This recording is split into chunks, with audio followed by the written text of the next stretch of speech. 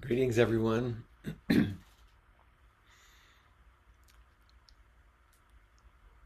So good to see you all. And some people I haven't seen in a while. It's so fun. And some new people. Let's enjoy our sitting for a few minutes to settle and prepare our hearts and minds for what we're going to share with each other.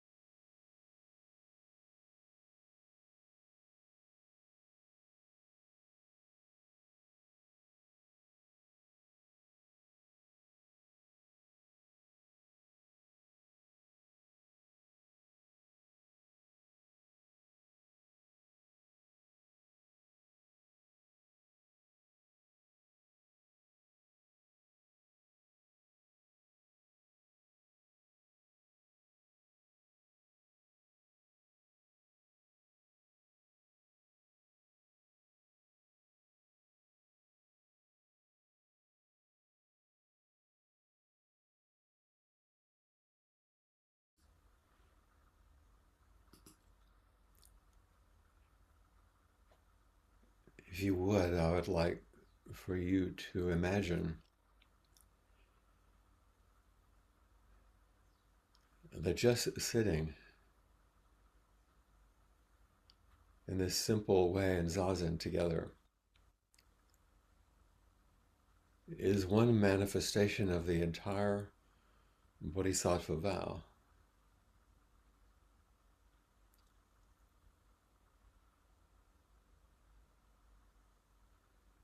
Beings are numberless. We vow to free them. Your breath, sitting upright and still, following your breath, inhaling, beings are numberless. Exhaling, we vow to liberate them.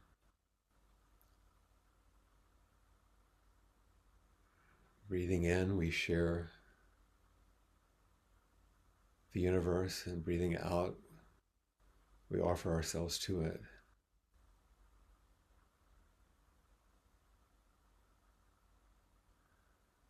Just breathing in and out.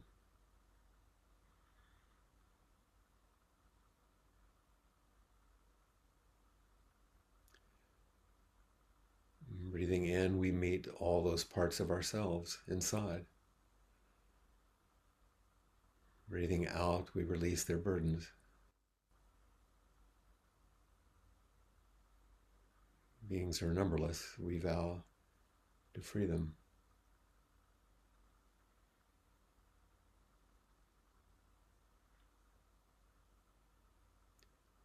Delusions are inexhaustible. We vow to end them.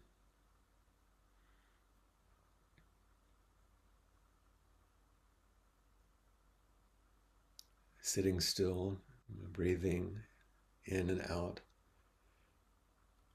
we notice thoughts and confusions, contractions, illusions, hopes and dreams. They'll always move through this quiet, spacious space that we make.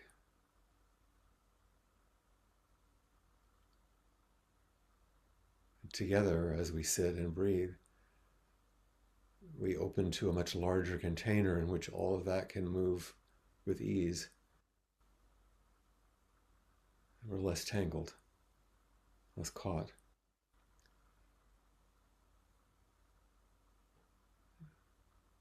Delusions are endless.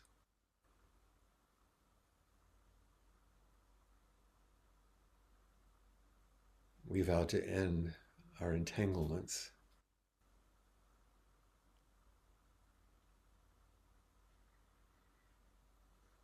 By simply sitting and breathing. Dharma gates are boundless. We vow to enter them. Each breath, each moment is a gateway. Each thought or feeling is an opportunity to learn how we're manifesting our life.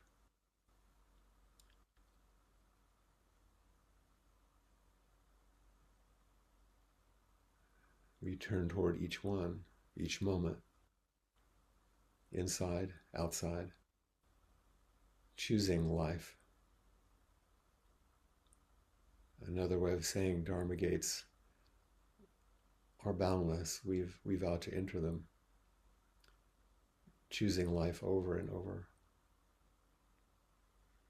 breathing, breath after breath.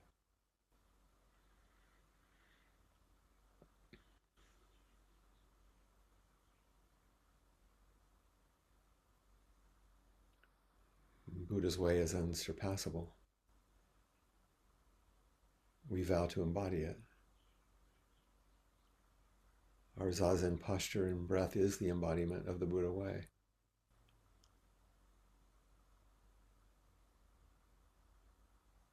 And each part that we meet in ourselves, at the very heart, is Buddha nature.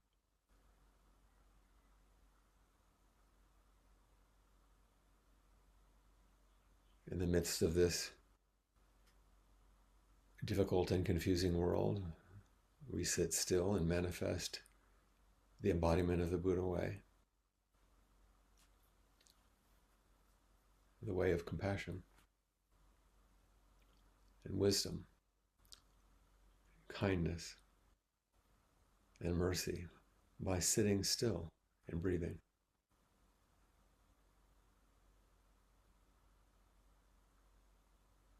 Breathing in, breathing out.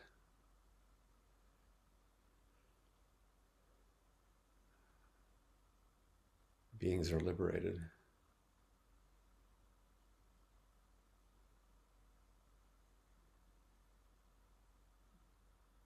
Sitting in stillness, breathing, delusions are ended, Dharma gates are entered. Sitting with some sincerity, Buddha's way is embodied.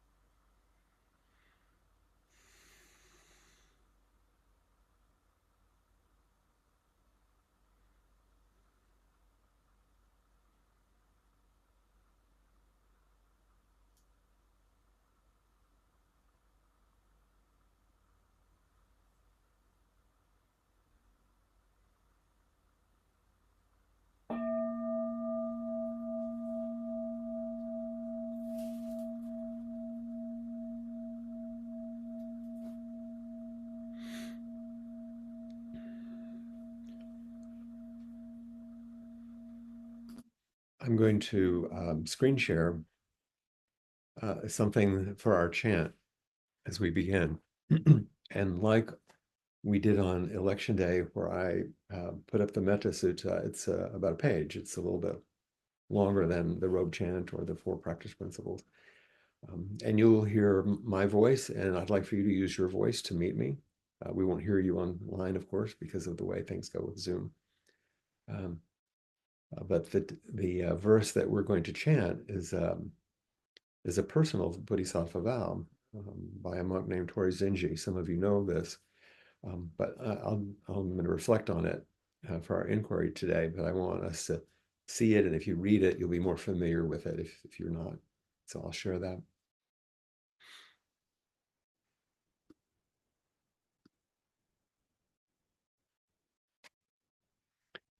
Does that look good, Jessica? Okay.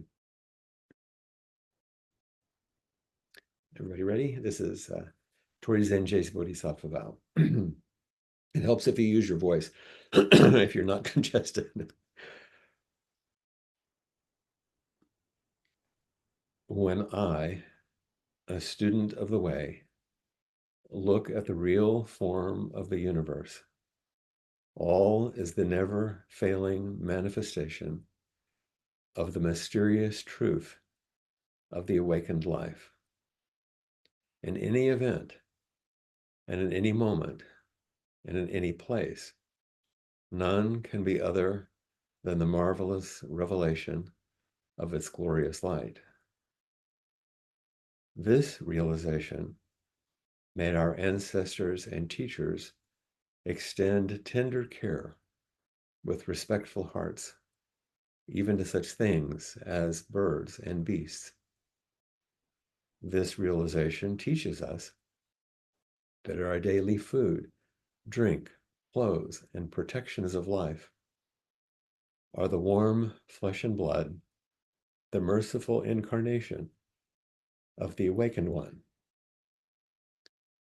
Who can be grateful or not respectful, even to senseless things, not to speak of humans? Even though they may be a fool, be warm and compassionate toward them.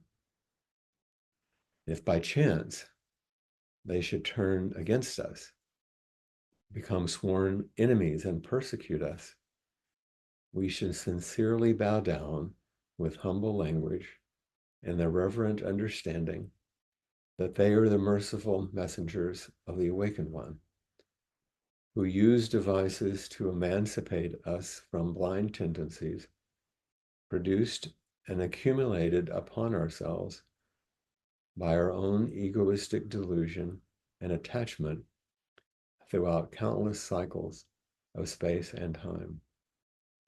Then on each moment's flash of our thought, there will grow a lotus flower, and on each lotus flower will be revealed perfection, unceasingly manifest as our life, just as it is, right here and right now.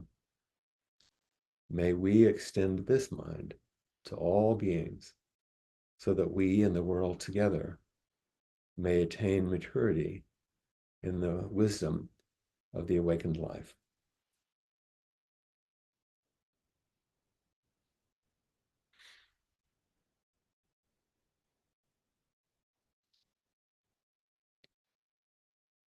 So what I think I'll do, make a little space for myself here. If you don't mind, I think I'm going to leave it up there because I'm going to refer to it. And that way you can see it. So you probably already know why I chose it, because there's that tricky bit in the middle about if by any chance they should turn against us. And that thing about who can be ungrateful or respectful to senseless things, not to speak of humans. It does bring us into the present and the present moment in some ways. So this is not just a Bodhisattva vow. This is a Bodhisattva vowing to practice. This is Torei Zenji. This is the kind of thing that you could write for yourself to give yourself a reset, refresh, to keep yourself going, even if the sun were to rise in the west, as we spoke about last week. The Bodhisattva has only one way. And by the way, Torei Zenji was a Japanese Zen Buddhist monk and teacher. He was a student of Hakuin, so many of you know about him and his revival of koan study and calligraphy. Torei Zenji lived in the 18th century, 1721 to 1792.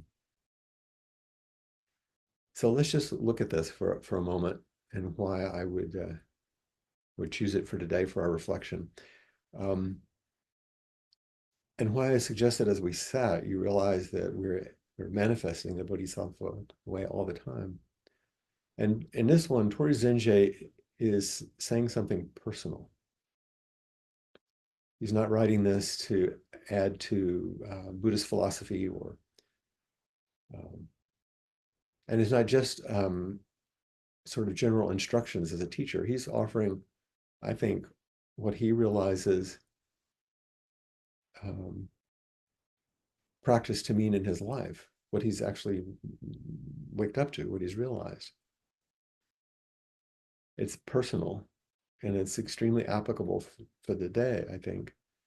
If you look at the first small section, when I, a student of the way, look at the real form of the universe, all is the never failing manifestation of the mysterious truth of the awakened life.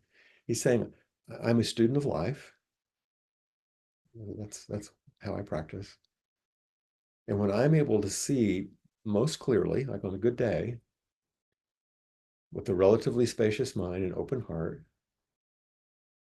I find that what I'm seeking as a student of the way is right in front of me.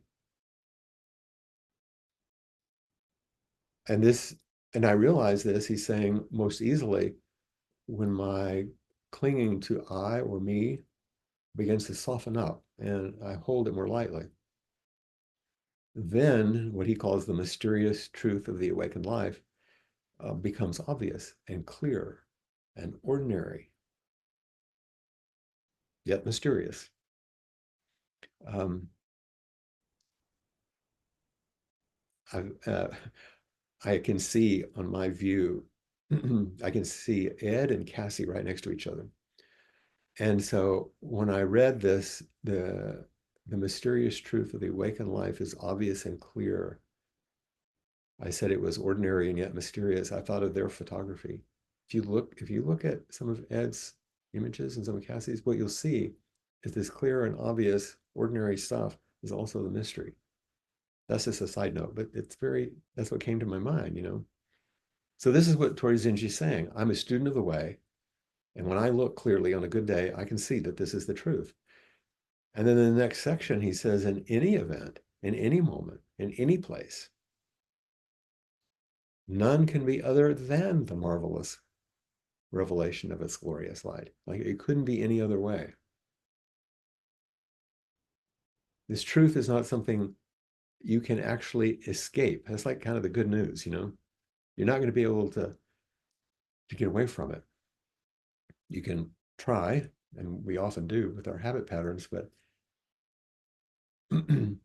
again, when we soften our attachments to me, mine, I, and open ourselves, then the more of the mystery is revealed as this, what he calls the marvelous revelation. We begin to realize that we're immersed in the mystery, in the way, the Tao, in every moment. And noticing in this way lights things up. So in this glorious and generous way, he's saying, none can be other than the marvelous revelation of its glorious light. And then the next two sections both start with the same, this realization. So there are two reflections on realization here. Here's the first one. This realization that it's all right here, this realization made our ancestors and our teachers extend tender care with respectful hearts, even to such things as birds and beasts. We're not the first people to notice this stuff. We're not the first beings to open to this surprising reality, and we won't be the last, especially if we carry it forward. Our teachers and our ancestors knew that everything belongs, that everyone belongs together in this great experiment, even after an election. Everything and everyone belongs. And this is the way of seeing it all, realizing it. When we do that, that naturally lifts us up with a powerful and abiding appreciation of life. It made our ancestors extend tender care.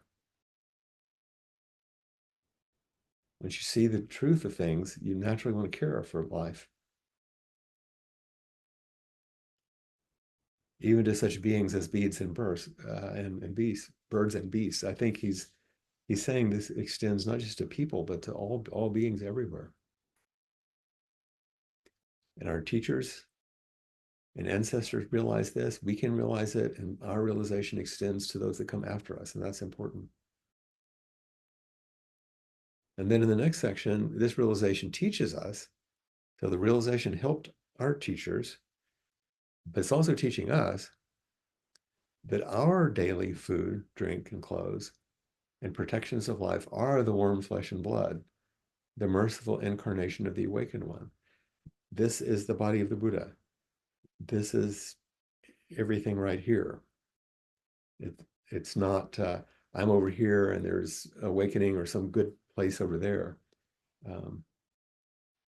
This realization teaches us that everything is what allows us to be alive. Everything is participating in the unfolding of this great mystery, which is what our spiritual practices are about. How do we meet the mystery? Everything is participating. Everything is participating. Everyone is participating in this unfolding mystery, always, everywhere, and in every way, even when it doesn't seem like it. The merciful incarnation of the awakened one is just this life. It's not the incarnation of a God or a Buddha or something. It's this life, this moment, this breath, as I was suggesting in our sitting, this situation. In other words, life as it is.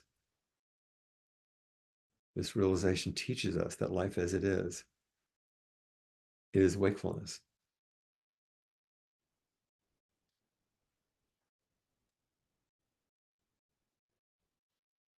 So these two realizations about our ancestors and teachers and about what's teaching us, I think he repeats it because he wants us to understand, as he understood, that we're immersed in the fullness of reality, and we can wake up to that. And noticing these teachings and waking up to them teaches us a couple of things. When we chant life as it is the only teacher, well, this realization leads to generosity. We want to offer respectful care, tender care. And the realization reveals something very essential, that this is what we should appreciate, our everyday life. And these realizations naturally lead to gratitude, which is the next segment. Who can be grateful or not respectful? I'll put it up here. Even to senseless things, not to speak of humans. That's kind of a funny line, isn't it? Not to speak of humans, like, yeah. Even though they may be a fool, be warm and compassionate toward them. And because we have so many preferences and so many vulnerabilities, we often miss the opportunity to appreciate the way in which everything is participating in the mystery of the awakened life, which you just spoken about. There's not some other life we could actually have. We imagine that there is, but actually, this is the one you're in. Or we think maybe there's going to be like a better place where things will be different. And that doesn't mean we don't try to change or improve, but it's still this life, this world. And there are, varying opinions and perspectives we can hold, which can cause us a little trouble, but those are included too. We have to turn toward all of those things as well. So far, we've seen that if you're a student of the way, things look a certain way. And you realize, oh, you're already resting in all that you're seeking. Our teachers understood this, and it made them quite generous. We can understand it, and it makes us quite grateful. And it's probably important to then be respectful to the life that's been given to you. And then the troublesome passage. If by any chance they should turn against us, become sworn enemies and persecute us, we should sincerely bow down with humble language and the reverent understanding that they're the merciful messengers of the awakened one, who use devices to emancipate us from blind tendencies produced and accumulated upon ourselves our own egoistic delusion and attachment throughout countless cycles of space and time. If by any chance they,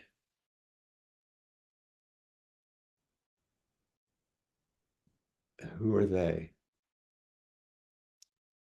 There are two ways to enter this, and we could have a whole class on this. I'm just going to mention it a bit today for inquiry. The they can be people out there that we think are turning against us and becoming enemies and trying to persecute us. Also can be inside parts that are self-critical and judgmental and harsh. If by any chance they become reactive and act out, become sworn enemies, they are caught by terror or rage, we should sincerely bow down with humble language.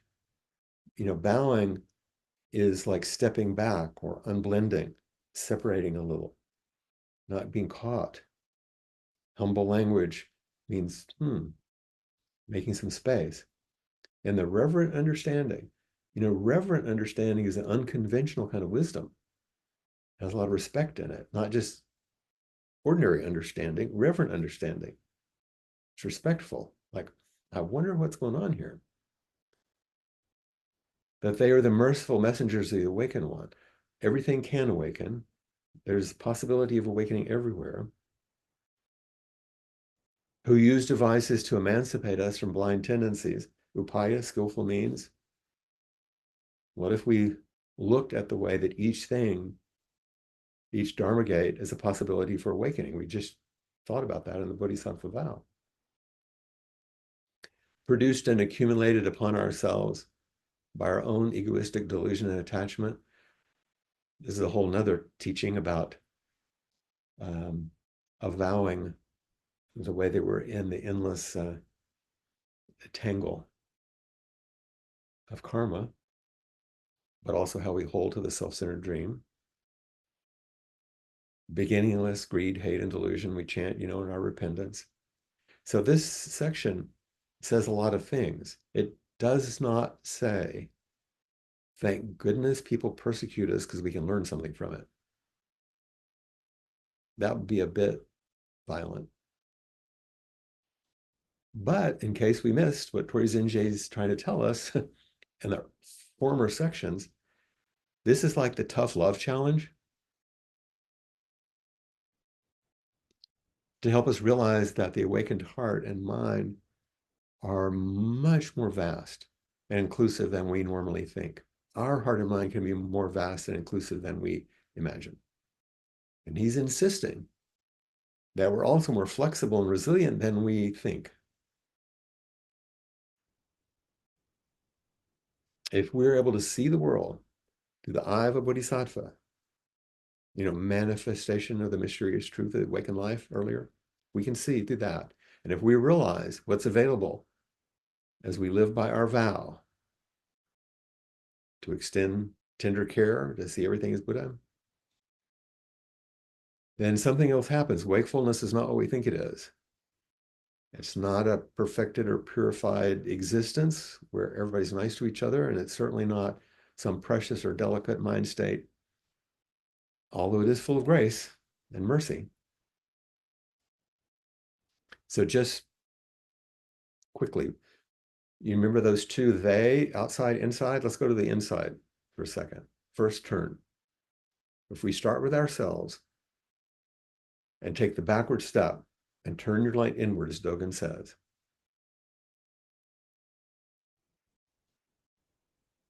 we meet that line. If by any chance they should turn against us, become sworn enemies and persecute us, can also be read. If by any chance your own mind and heart might seem to turn against you, manifesting as an inner enemy, critic, or judge, it would be wise to turn toward these parts with curiosity and a real willingness to come to know them and not attempt to dismiss or destroy them. This is the reverent understanding. That they can be seen as the merciful messengers of the awakened one, of self-energy, that they are showing us who we are and who we've become and how we're actually living and also where we're caught and where we're limited, and how we create and maintain unnecessary suffering for ourselves and other people. There's a lot in that. That's the inner work. The archaic language that is spoken in here is who use devices to emancipate us from blind tendencies produced and accumulated. All of this we think of as perpetration internally. And I don't need to go into more of the details about how we work with that. That's some of what we do in our work. But if we take the relational or communal they, other, instead of this way, and remembering that we're not going to get political or social answers from the Dharma. What we're going to be able to engage in or practice is this, which touch deeply into the pain we inflict on each other, though. In general, I think we just feel so vulnerable all the time, and we don't want to notice it. And I'm going to say it this way because of the political climate, each side has their narratives about the vulnerability that they hold. The economy, immigration, family, safety, equity, on and on and on, right? And each side has a narrative about their vulnerability. But from a Dharma point of view, it's the same vulnerability. And one of the responses to that vulnerability is to feel fear and grief. Grief about what you think you're losing, and fear about what's coming or what could come. Another is impotence and anger, caught in a corner, lashing out. These are kind of the yin and yang of the lived reality right now. Fear and grief, impotence and anger. And so that what I call the acting out from all that, a compound word, I call it terror rage. And this is what we're seeing, terror rage. Everybody's terrified and really mad. And when the Buddha was asked, why do we fight? He gave a teachings about this. He said, monks, what do they fight over? Attachment to views, adherence to views, fixation on views. He had this list all about how they get caught. They fight about the views. And ordinary people, he said, they fight because of attachment to sensual pleasures, adherence to sensual pleasures, fixation. And there's this list. And the list is exactly the same. One is about views, and one is about wanting happiness and pleasure. But the list is attachment, adherence, fixation, addiction, obsession, holding firm. Attachment to political beliefs, adherence to social ideals, fixation on who's bad and who's good, addiction to a group, obsession with a person, holding firm to your narrative. The Buddha didn't say don't have views. The Buddha didn't say don't enjoy pleasure. That's human aliveness functioning. What he said was pay attention to your habits and automatic patterns of reactivity, whether they're associated with the striving for happiness or clinging to beliefs. Because what you're trying to do is avoid being porous to this vulnerability, to your own fear and your grief and your impotence and your anger. And if you do that, we're not going to end up swirling in the fire of terror rage.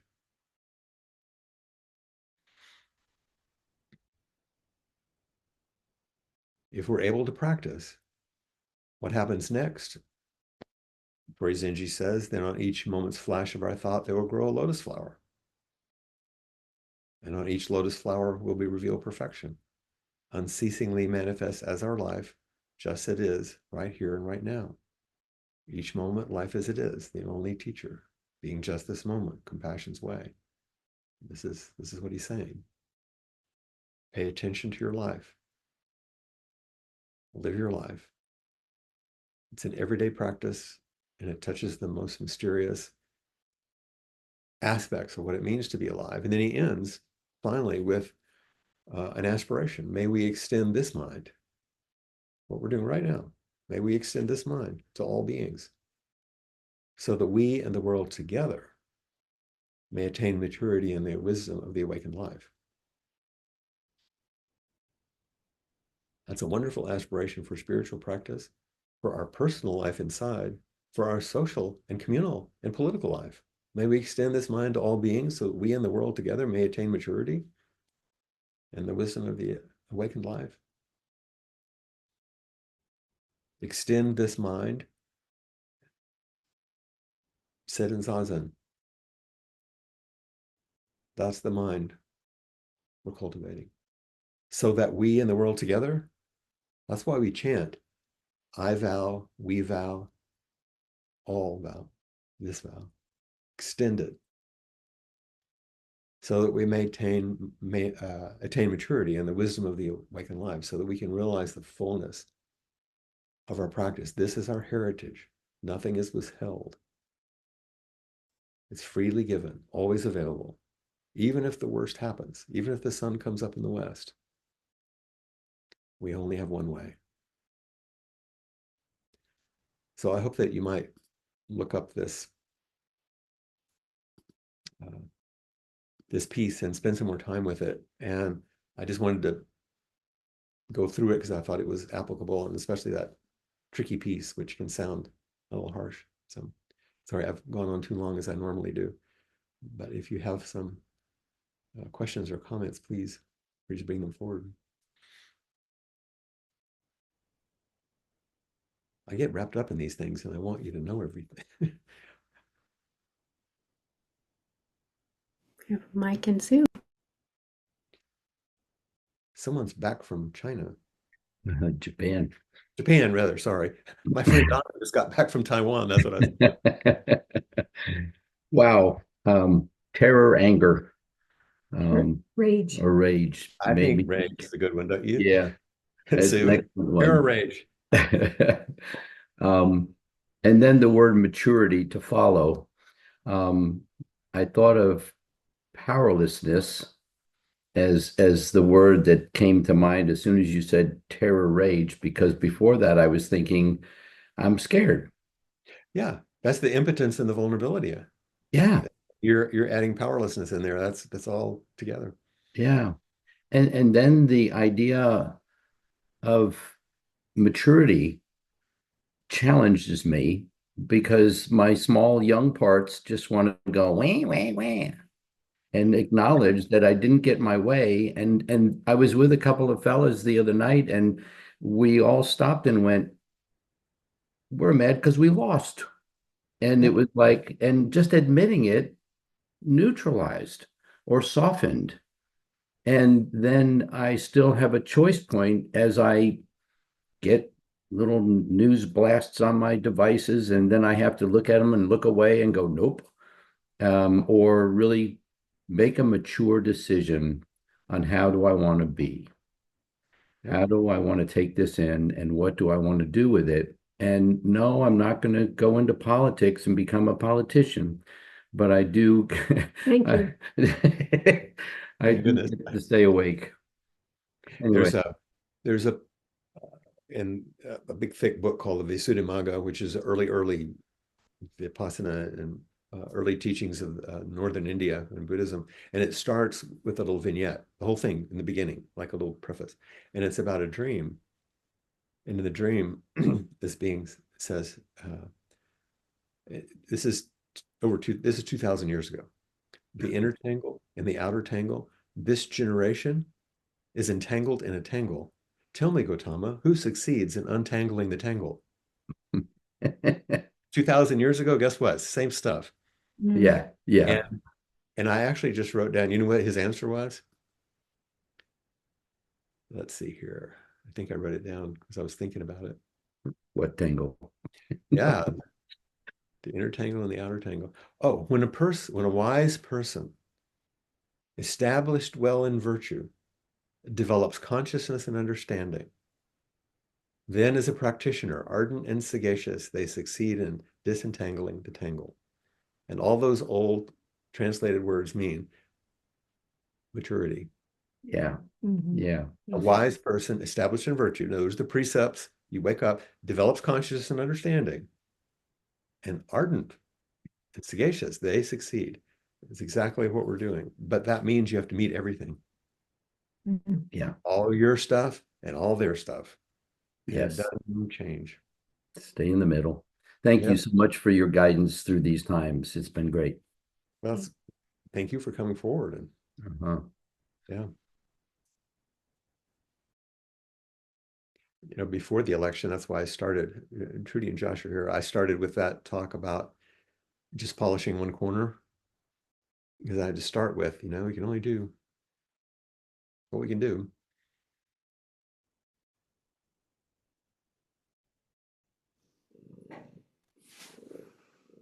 You've got a throuple. We've got. I can hear the purr. I know what that feels like when he sits on my lap. I sort of rather contrarily wanted to contribute joy. Oh yeah, good. Bring it in. Because there's something about that, the effort, it seems like, of including everything, but something that happens for me when I do have some sense of that, including everything, is what's always there is joy. With all the other stuff. With all the other stuff, that's that restoration of joy instead of ending of suffering turn that we often take is really important. I'm glad you're voicing it. Because there's something about the, you know, the terror, rage, and the anger, and the upset, and the fear, you know, totally understandable fear about what the consequences are going to be for all of us, whether we live in the States or not. But there's something for me about, you know, how do we attend to all of that and know that joy is always present too? That's right. Because if we don't, then we're just going to go into despair. Or it's just going to feel like a slog, you know? Yeah, why like, bother? Why bother? Because it's all, to use one of my favorite words, you know, just shit. That's You know, right. so Absolutely. it's something about that kind of like, oh, but actually what's there is something that opens. So Absolutely. I was just really feeling joy for being with you and with Jasper and Joshi. And Joyful.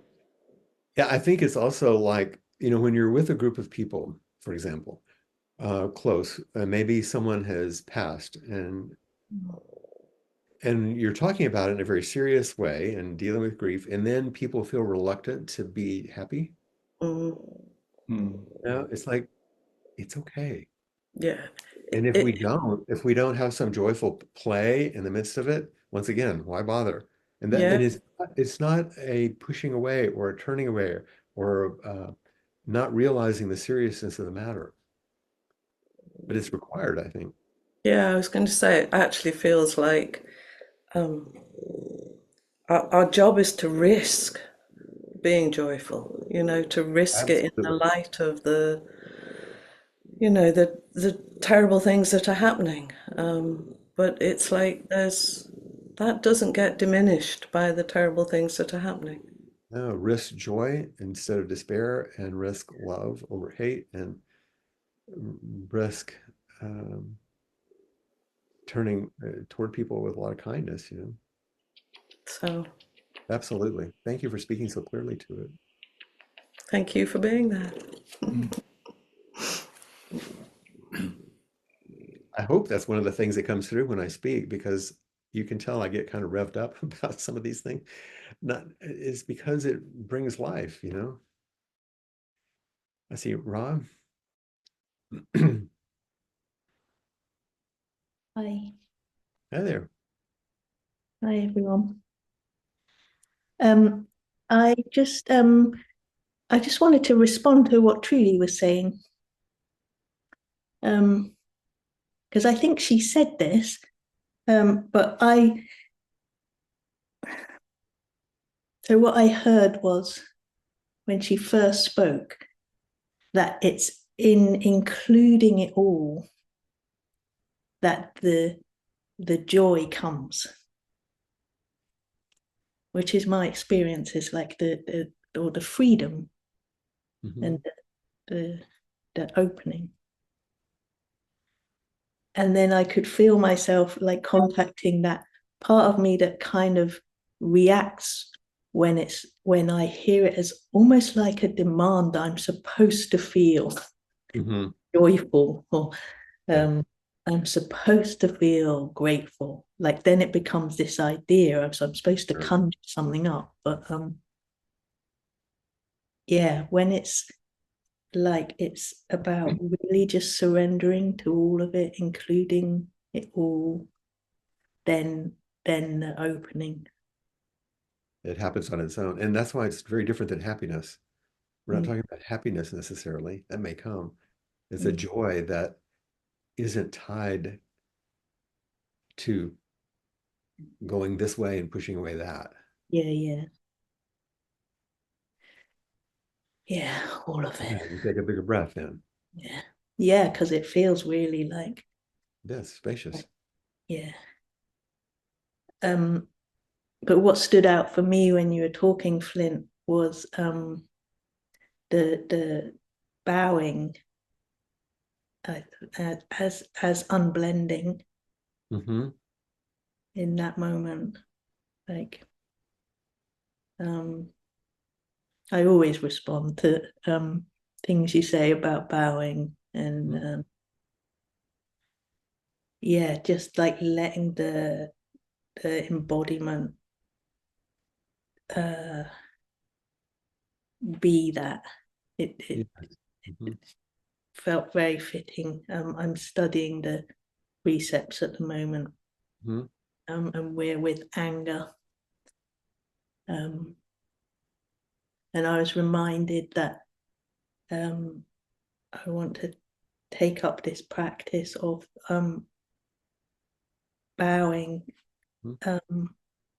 as I'm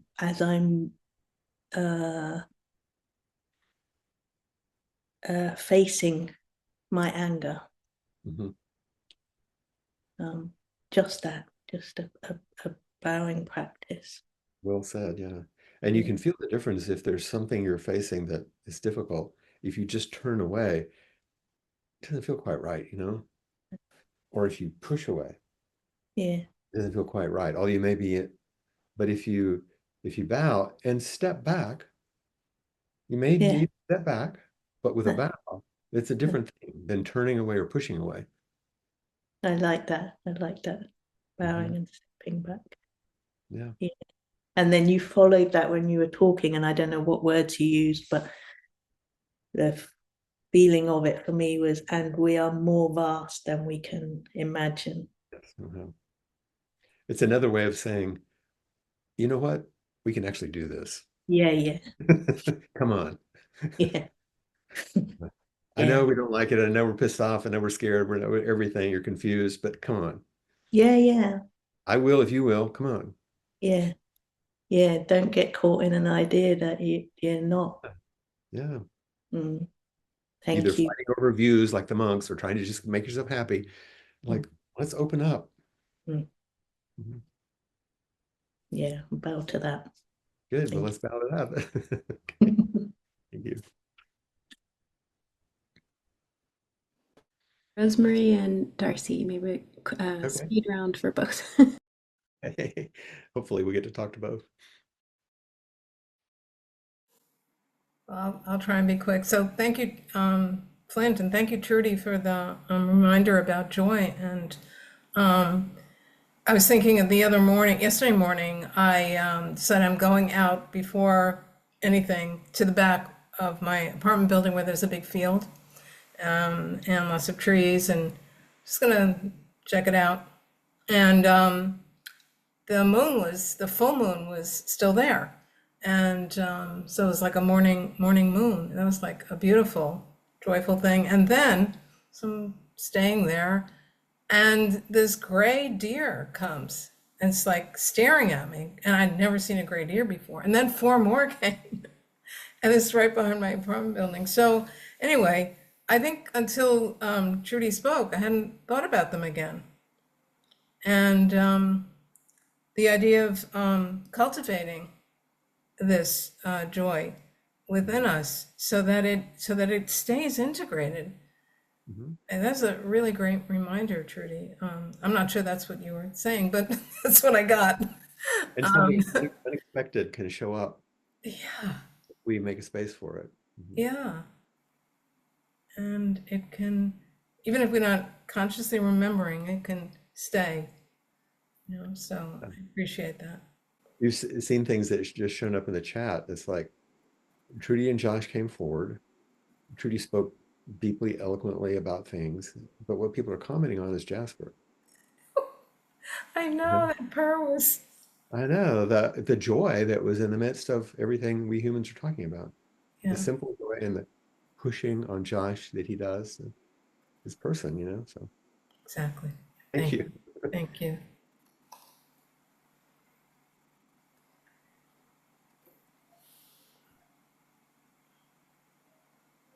Darcy.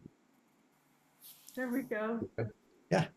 Yeah, I just want to say that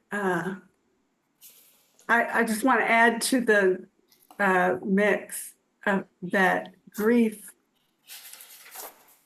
needs witness, Mhm. Yep. And I've talked to a good friend of mine yesterday or day before, and she was having a very hard time with, she had a scheduled get together with a friend of hers that did not vote in the way that she did. Mhm. And she said she talked to her friend, the friend that she'd been friends with for a long time. She didn't turn away, which was just so lovely. But she just told her friend, I just really don't feel like I can be with you today. And her friend said, is it because of how I voted? And she said, yeah.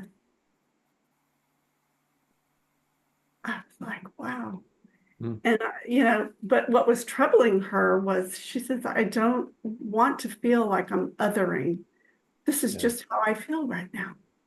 Mhm. And I said, if you're needing to talk to people who you feel comfortable sharing your grief with right now, that's okay. And Yeah. anyway, I just wanted to bring that kind of little side of this up. That Absolutely. doesn't mean you're turning away from everybody that you know, just need to get some air around it. And sometimes it just takes time. It's not all or none, now or never. It's like, I need some time to find a place of graciousness and mercy which I don't feel right now, but I want to. Yeah, Mhm. exactly. Yeah, it takes time. Yeah. Thank you for speaking. And it's really good to see you and hear you. It's really good to see you and hear you and everyone else. Everyone. Yeah. So let's do our 4 practice principles as a reminder at the heart of practice now. Caught in the self-centered dream, only suffering, holding to self-centered thoughts, exactly the dream. Each moment, life as it is, the only teacher, being just this moment, compassion's way. Caught in the self-centered dream, only suffering, holding to self-centered thoughts, exactly the dream. Each moment, life as it is, the only teacher, being just this moment, compassion's way. Caught in the self-centered dream, only suffering, holding to self-centered thoughts, exactly the dream. Each moment, life as it is, the only teacher, being just this moment, compassion's way.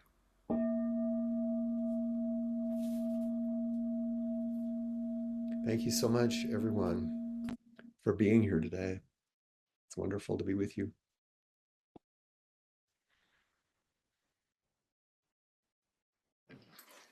Thank you, Flint, and thank you everyone for being here. Appamada's programs and facilities are offered freely, and it's because of all of you and all of us. And so thank you very much for your participation. If you'd like to make a contribution, you can do that on the website. I'll place that in the chat. Look forward to seeing you again soon. If you'd like to stick around for the after on the porch chat, please feel free to hang out for a bit. Goodbye.